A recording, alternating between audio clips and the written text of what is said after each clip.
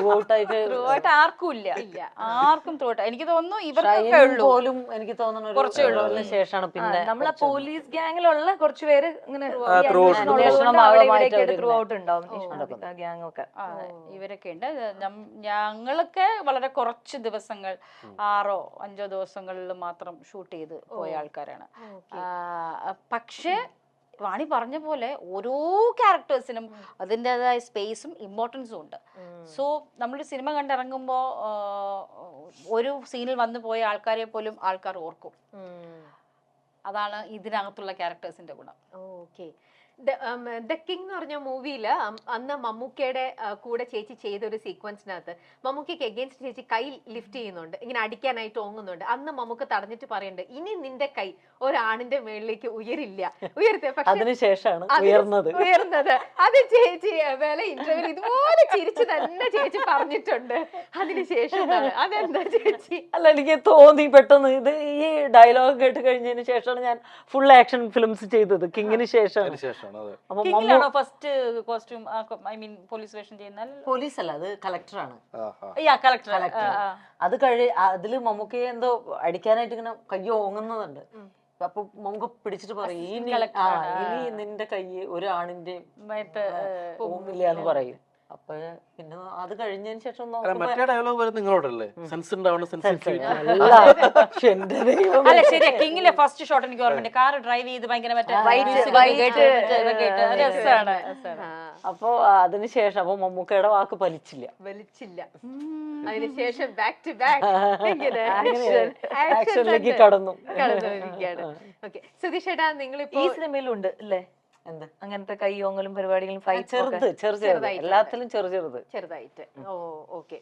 സുധീഷേട്ടൻ നമ്മള് നേരത്തെ സുധീഷേട്ടന്റെ ഇപ്പൊ നമ്മൾ നോക്കിക്കഴിഞ്ഞാൽ എല്ലാം ഈ ഒരു കുറെ തമാശ കലർന്ന വളരെ ലൈറ്റ് ആയിട്ടുള്ള ഒരുപാട് കഥാപാത്രങ്ങൾ ചെയ്തിട്ടുള്ള ഒരു ആളാണ്. പക്ഷെ ഇന്നിപ്പോ എനിക്ക് ഏറ്റവും ഇഷ്ടം ഒരാൾ മാത്രം.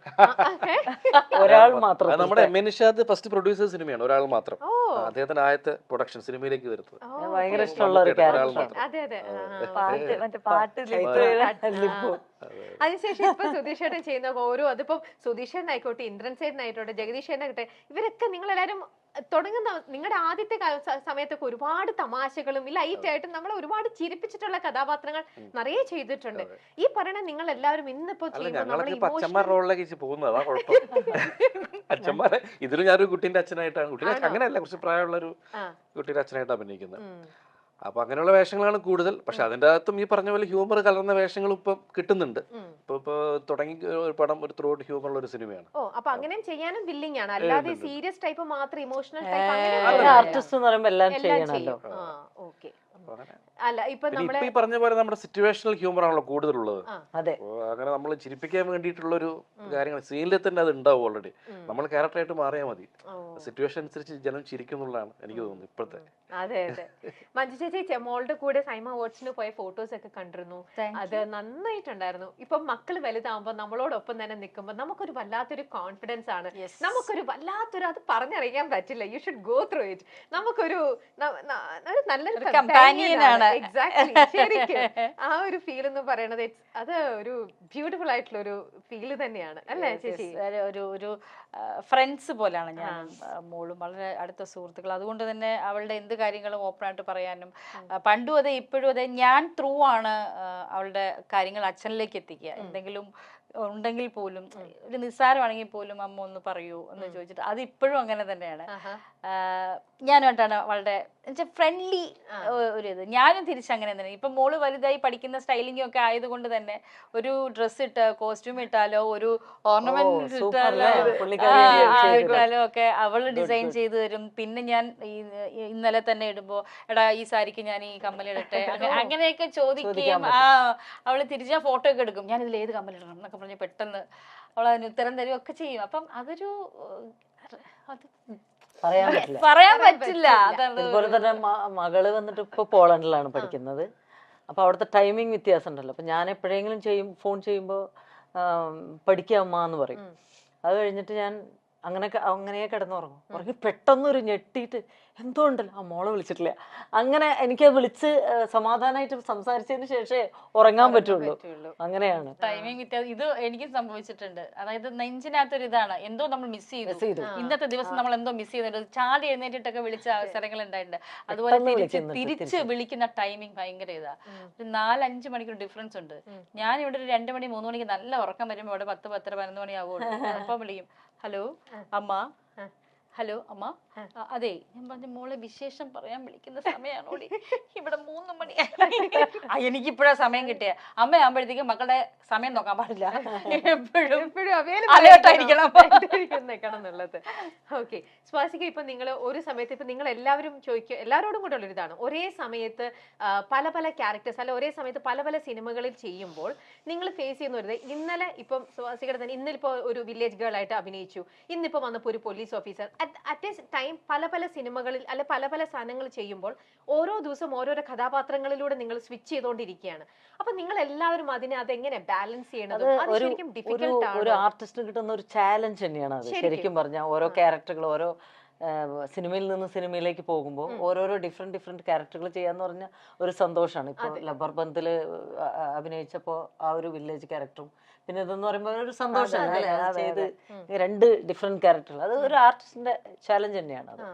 അല്ല അത് ഇങ്ങനെ അല്ല, അത് നമ്മൾ അതും ഈ പറഞ്ഞ പോലെ ബാലൻസ് ചെയ്യാന്ന് പറഞ്ഞു കഴിഞ്ഞാൽ അതും ഒരു ഡയറക്ടറിന്റെയും ഒക്കെ ഒരു അവരുടെ ഹെൽപ്പും കൂടി ഉണ്ടെങ്കിൽ അത് കുറച്ചും കൂടി ഈസിയാണ്. നമ്മള് എല്ലാ സിനിമയുടെ ഇപ്പൊ കുറച്ച് മുന്നേ സ്ക്രിപ്റ്റും കാര്യങ്ങളൊക്കെ പറഞ്ഞു തന്നിട്ട് നമ്മൾ അവിടെ ലൊക്കേഷനിൽ ചെല്ലുമ്പോൾ എങ്ങനെയാണോ ആ ഡയറക്ടർ നമ്മൾ മോൾഡ് ചെയ്യുന്നത് അത് കുറച്ച് ഹെൽപ്ഫുൾ ആയിരിക്കും. പിന്നെ സീനിയർ ആർട്ടിസ്റ്റുകൾക്ക് അത് വേറെ രീതിയിൽ അവര് തന്നെ കോസ്റ്റ്യൂം കിട്ടി കഴിയുമ്പോഴേക്കും നമുക്ക് ഏകദേശം നമ്മൾ അതിലേക്ക് മാറും. അതെ. എന്നാൽ ആ ഒരു ക്യാരക്ടറായി നമ്മൾ ഇന്നലെ വരെ ഒരു ക്യാരക്ടറിൽ നിൽക്കുകയാണ്. പെട്ടെന്ന് അതിന്റെ ഒരു അതായത് പകുതി നമ്മൾ ആ കോസ്റ്റ്യൂമിൽ തന്നെ വന്നു കഴിഞ്ഞാൽ നമുക്ക് പകുതി അഭിനയിച്ചാൽ മതി. ഒരു കള്ളന്റെ ലുക്ക് നമ്മൾ കള്ളനായിട്ട് വന്നു കഴിഞ്ഞാൽ പിന്നെ അത് പകുതി അഭിനയിച്ചാൽ മതി. അതാണ് തമിഴിൽ പറയും ഒരു പ്രൊവേർബ് ഉണ്ട്, ഉടൈ നടയെ മാറ്റും. നമ്മൾ ഇടുന്ന ഒരു ഡ്രസ്സിലാണ് നമ്മുടെ നടത്തം സാരി ഉടുക്കുമ്പോൾ നമുക്ക് ജീൻസ് ഇട്ട് നടക്കുന്നോടെ നടക്കാൻ പറ്റില്ല. അപ്പൊ നമ്മുടേതായിട്ടുള്ള ആ ഒരു വേഷത്തിലേക്ക് നമ്മൾ കൊണ്ടുവരാൻ പറ്റിയാൽ നമുക്ക് പിന്നെ പകുതി മതി അഭിനയത്തിലേക്ക് പോകാം. വേഷമാണ് ഞാൻ വിചാരിക്കും എനിക്കറിയില്ലേ, എനിക്ക് അങ്ങനെ തോന്നുന്നു. ഇപ്പൊ നമ്മളൊരു പോലീസ് ഓഫീസർ ആയിരിക്കുമ്പോൾ നമ്മൾ തന്നെ തോന്നി നമ്മളൊരു പോലീസ് ഓഫീസർ ആണ് എന്ന്. അല്ലെ ഒരു കളക്ടർ ആവുമ്പോ അതിന്റേതായിട്ടുള്ള വിട്ടു പോകുന്ന സമയത്ത് ഇതേപോലെ ഡയറക്ടേഴ്സ് നമ്മൾ എപ്പോഴും ഇതായിട്ട് അവരിങ്ങനെ ഇൻസ്ട്രക്ഷൻസും കാര്യങ്ങളൊക്കെ പറയാനൊക്കെ ഉണ്ടാവുമ്പോൾ ഒരു വലിയൊരു മുഖ്യത്വം ഉണ്ട്. സാരി ഉടുത്തു കഴിഞ്ഞാൽ നമ്മളിങ്ങനെ ഒരു ഒതുങ്ങിയൊക്കെ ഇരിക്കുമല്ലോ. ഇപ്പൊ ഞാൻ ഇരിക്കുന്നതും മണി ഇരിക്കുന്നതും നമ്മൾ വ്യത്യാസം. അതെ, ഈ ജീൻസ് ഇട്ടാ ഞാനെന്താ ഇങ്ങനെയാവും. പക്ഷെ ഈ സാരി എടുക്കുമ്പോ ഒരു ഒതുക്കം അറിയാതെ പോകുന്നതാണ്. ആ ഡ്രസ്സിലാണ് അതിന്റെ ഒരു മേക്ക് ഓവറിലാണ്. അപ്പൊ അങ്ങനെയാണ് ഒരു സംശയം, ഒരേ ഡ്രസ്സുള്ള വേഷങ്ങളാണ് രണ്ടും വില്ലേജ് ക്യാരക്ടർ ആണെങ്കിലും. അതായത് നമ്മളിപ്പോ ചെയ്യുന്നത് രണ്ടും at A time 2 village characters. അല്ല ശ്വാസിക, അത് എന്ത് ക്യാരക്ടറാണ്? ഞാൻ പറഞ്ഞത് മനസ്സിലായി. ആ വില്ലേജ് ക്യാരക്ടർ രണ്ടും ഡിഫറെന്റ് ആയിരിക്കുമല്ലോ. നമ്മള് രണ്ടും ഒരേപോലത്തെ ക്യാരക്ടർ ആയിരിക്കും. അഭിനയല്ല. പിന്നെ പറയും ആ ക്യാരക്ടറായിട്ട് ജീവിച്ചു, അതൊക്കെ തെറ്റാണ്. കാരണം ജീവിക്കാനൊന്നും പറ്റില്ല വെറുതെ. കാരണം സത്യം എനിക്ക് തോന്നുന്നില്ല. കാരണം നമ്മൾ അഭിനയിച്ചു വരുമ്പോ ക്യാമറമാൻ പറയും ആ ലൈറ്റ് വാങ്ങി, ഈ ലൈറ്റ് കവർ ചെയ്യരുത്, സുധീഷ് വന്നിട്ട് ഇവരെ ഓവർലാപ്പ് ചെയ്യരുത്, അതൊക്കെ പറഞ്ഞിട്ട് നമ്മൾ എങ്ങനെ ചെയ്യും? മാക്സിമം നമ്മൾ ജീവിച്ചു എന്ന് ധരിപ്പിക്കുക ജനങ്ങളെ. അതാണ് അഭിനയം കൊണ്ട് ജീവിക്കാം. എനിക്ക് തോന്നുന്നില്ല ജീവിച്ചു കരഞ്ഞങ്ങ് തീർത്തു, വെറുതെ അതൊക്കെ വെറുതെയാണ് എനിക്ക് തോന്നുന്നു. ഈ പാറുവിന്റെ കാര്യം പറഞ്ഞ പോലെയാണ്. അവള് പറഞ്ഞില്ലേ മറ്റേ എന്താ ചെയ്യാത്ത, please do it, cut it. ചേച്ചി പിന്നെ അത്രേ ഉള്ളൂ. ആക്ടിങ് ഈസ് ആക്ടിങ് അല്ലേ, അതിന്റെ അപ്പുറത്തേക്കൊന്നും ഇല്ല. എനിക്ക് പേഴ്സണലി ഞാനും അങ്ങനെ തന്നെയാണ്. ഓക്കെ. ചേച്ചി തന്നെ ഇപ്പൊ മാണി ചേച്ചി ഇപ്പൊ ഇതുപോലത്തെ ഈ ഒരു ആക്ഷൻ പാക്ഡ് മൂവീസ് ഒരുപാട് ചെയ്തിട്ടുണ്ട്. ഞാൻ കേട്ടിടത്തോളം ചേച്ചി ചെയ്തിരിക്കുന്ന നമ്മുടെ മലയാളം ഇൻഡസ്ട്രിയിലെ ഏറ്റവും കൂടുതൽ ഇതുപോലത്തെ സിനിമകൾ ചെയ്ത് പരിക്കുകൾ പറ്റിയിരിക്കുന്നത് മാണി ചേച്ചിക്കാണ്. ഒരുപാട് ഇഞ്ചുറീസ് വന്നിട്ടുണ്ട്. കാരണം ചെയ്തിരിക്കുന്ന കുറെ ഇതുപോലത്തെ ത്രില്ലർ മൂവീസ്, ആക്ഷൻ മൂവീസ് ചെയ്തിട്ടുള്ളതുകൊണ്ട് ചേച്ചി ഇപ്പൊ ഏറ്റവും കൂടുതൽ പരിക്ക് വന്നത് ഏത് ഇതാന്ന് ചേച്ചിക്ക് ഓർമ്മയുണ്ടോ? പരിക്ക് എന്ന് പറഞ്ഞാൽ എനിക്ക് ഡാൻസിലും വന്നിട്ടുണ്ട്. ഇപ്പൊ തെലുങ്ക് മൂവീസ് ഒക്കെ ചെയ്യുമ്പോൾ എനിക്ക് ഷോൾഡർ ഡിസ്ലൊക്കേറ്റ് ആവും. അപ്പൊ ഡാൻസ് ചെയ്യണമെന്നില്ല, ഇപ്പൊ ഇങ്ങനെ ഇരുന്നിട്ട് ഞാൻ ഇവിടെ നിന്ന് ഒരു ഫോണ് വരുന്നത് ഇങ്ങനെ എടുത്താൽ മതി, അപ്പൊ തെറ്റും. ഇപ്പൊ ഇല്ല, അപ്പൊ അങ്ങനെയായിരുന്നു എനിക്ക്. അപ്പൊ അത് ഇങ്ങനെ നേരെയാക്കും, ഞാൻ തന്നെ ചെയ്യും. പക്ഷെ ഹിറ്റ്ലറിൽ വന്നിട്ട് പറ്റിയില്ല. എന്നിട്ട് ഇവരൊക്കെ കൂടി എന്നെ കൊണ്ടുപോയി, മമ്മൂക്കും എല്ലാവരും കൂടി കൊണ്ടുപോയി. അപ്പൊ അപ്പോഴാണ് ഭയങ്കര പെയിനാണ്. അപ്പോഴാണ് മറ്റേ ലാൽ സാറുണ്ടല്ലോ അതില്, അപ്പോ പുള്ളി എന്നെ എടുത്ത് വണ്ടിയിൽ കൊണ്ടുപോ പറയാ, നല്ല വെയിറ്റ് ആണല്ലോ, മുടിഞ്ഞ വെയിറ്റ് ആണല്ലോ, നല്ല തറവാട്ടി പറഞ്ഞു. അപ്പൊ അതിന്റെ ഇടയിലും ഒരു ഹ്യൂമറാണ്. ഞാൻ വേദന എടുത്ത് പൊളയാണ് കിടന്ന്, അതിന്റെ ഇടയിലും ഹ്യൂമറായിരുന്നു സിദ്ദിഖ് സാറിന്റെ സെറ്റ്. അല്ല, ഞാൻ ഇത് തന്നെ ആലോചിച്ചു. അപ്പൊ ഞാൻ ചേച്ചി പറയണതിന് അത് വിഷ്വലൈസ് ചെയ്തു. ചേച്ചി അവിടെ പറയുമ്പോഴാണ് ഇവരുടെ കോമഡി. അങ്ങനെ പറയും. അതുണ്ട്. പിന്നെ 2-3 പ്രാവശ്യമൊക്കെ കുതിരപ്പുറത്തൊന്ന് വീണിട്ടുണ്ട് ഹോഴ്സ് റൈഡിങ്ങിന്. പിന്നെ ഒരു പ്രാവശ്യം ഒരു തമിഴ് പടത്തിന് ഒരു 4-5 ക്യാമറ വെച്ചിട്ട് ഒരു ഷോട്ടായിരുന്നു.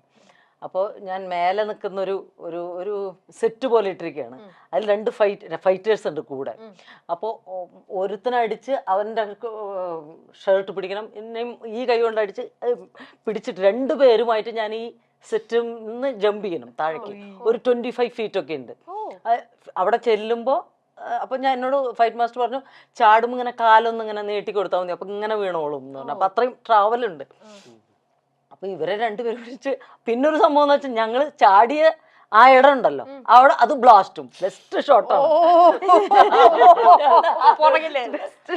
ബെസ്റ്റ് ഷോട്ടാണ്. ഞാൻ ആലോചിച്ചിട്ട് എനിക്ക് ചിരി വന്നു പോകും. അത് കഴിഞ്ഞ് ഞാൻ പോയി വീണിട്ടപ്പോ എല്ലാവരും ഭയങ്കര കയ്യടി, സൂപ്പറായിരുന്നു. എൻ്റെ കൈ പോയി താഴെ അടിച്ചു, അത് വേദന, അതൊരു എപ്പിസോഡ് വേറെ. അപ്പോ ആരോ വന്ന് പറഞ്ഞു, അതിൽ ഒരു ക്യാമറ വർക്ക് ചെയ്ത് എന്ന് പറഞ്ഞു എൻ്റെ അടുത്ത്. എനിക്ക് ആകതായി. അപ്പൊ ഞാൻ പറഞ്ഞു, അപ്പൊ ഓക്കെ, റീടേക്ക് പോവാം, നമുക്ക് വേറെ ഇതൊക്കെ വെച്ചിട്ട് റീടേക്ക് പോവാം. അപ്പൊ ആ പ്രൊഡ്യൂസർ വന്നിട്ട് പറഞ്ഞു, ഈ റീടേക്കിന് ഒരു പ്രശ്നമുണ്ട്. കാരണം അപ്പോഴാണ് എല്ലാവർക്കും ഭയങ്കരമായിട്ടുള്ള പ്രശ്നങ്ങൾ ഉണ്ടായേക്കുന്നത്. ഒരു ടേക്ക് ഓക്കെ എന്ന് പറഞ്ഞിട്ട് പിന്നെ റീടേക്ക് എടുക്കുമ്പോൾ നമുക്ക് ഈ 4 ക്യാമറ ഷോട്ട് മതി എന്ന് പ്രൊഡ്യൂസർ വന്ന് പറഞ്ഞിട്ടാണ് അത് പിന്നെ ഇല്ലാതെയായത്. അങ്ങനെ ഒരു സംഭവം. ഇങ്ങനെ ഓരോ ഇഞ്ചുറീസ് വരുമ്പോ പിന്നെയും ഈ ഒരു ടൈപ്പ് മൂവി ചെയ്യുമ്പോൾ ചേച്ചിക്ക് ഒരു ഫിയർ പരിചയമായി പോയി. ഇഞ്ചുറി പിന്നെ അങ്ങ് പോയി. അപ്പൊ ഈ സിനിമയിലും ചേച്ചിക്ക് അങ്ങനെ എന്തെങ്കിലും ഇഞ്ചുറീസ് ഇല്ല. ഈ സിനിമയിൽ അങ്ങനെ അതൊക്കെ വളരെ നോക്കിയാ ചെയ്തത്. മലയാളത്തിന്റെ ആക്ഷൻ നായിക ആരാണെന്ന് ചോദിച്ചാൽ പ്രേക്ഷകർക്ക് ഒരു ഉത്തരമേ അന്നും ഇന്നുമുള്ളൂ, അത് വാണി വിശ്വനാഥാണ്. പഞ്ച് ഡയലോഗുകളും ആക്ഷൻ രംഗങ്ങളും കൊണ്ട് മലയാളികളെ ത്രസിപ്പിച്ച നടി. ഒരു നീണ്ട ഇടവേളയ്ക്ക് ശേഷം വീണ്ടും സിനിമയിലേക്ക് വാണി വിശ്വനാഥ് എത്തുമ്പോൾ പ്രേക്ഷകർക്ക് ആകാംക്ഷയും ആവേശവും വർദ്ധിക്കുകയാണ്. അതിനുള്ള കാരണം വാണി ചെയ്ത കഥാപാത്രങ്ങൾ അത്രയ്ക്ക് മികച്ചതായിരുന്നു എന്ന് തന്നെയാണ്.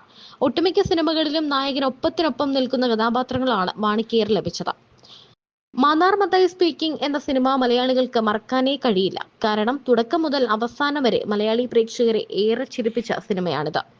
മാത്രമല്ല, വാണി വിശ്വനാഥ് മലയാളത്തിലേക്ക് അരങ്ങേറ്റം കുറിച്ച ചിത്രം കൂടിയാണ് ഇത്. പിന്നീട് അങ്ങോട്ട് മലയാള നടിമാർക്കിടയിൽ എന്നും വലിയ സ്ഥാനം വാണി വിശ്വനാഥിന് ലഭിച്ചിട്ടുണ്ട്. രഞ്ജി പണിക്കർ എഴുതി ഷാജി കൈലാസ് സംവിധാനം ചെയ്ത മമ്മൂട്ടി നായകനായ പൊളിറ്റിക്കൽ ത്രില്ലർ ചിത്രമായിരുന്നു ദി കിങ്. 1995 പുറത്തിറങ്ങിയ ചിത്രത്തിൽ ജില്ലാ കളക്ടർ ജോസഫ് അലക്സ് IAS ആയാണ് മമ്മൂട്ടി എത്തിയത്. അസിസ്റ്റന്റ് കളക്ടർ അനുര മുഖർജിയായിട്ടായിരുന്നു വാണി വിശ്വനാഥിന്റെ വേഷം. ഈ ചിത്രത്തിൽ മമ്മൂട്ടി അടിക്കാനോങ്ങുന്ന ഒരു രംഗമുണ്ട്. ആ രംഗത്തിൽ ഇനി നിന്റെ കൈ ഒരാണിന്റെ നേരെ ഉയരരുത് എന്ന ഡയലോഗുണ്ട്.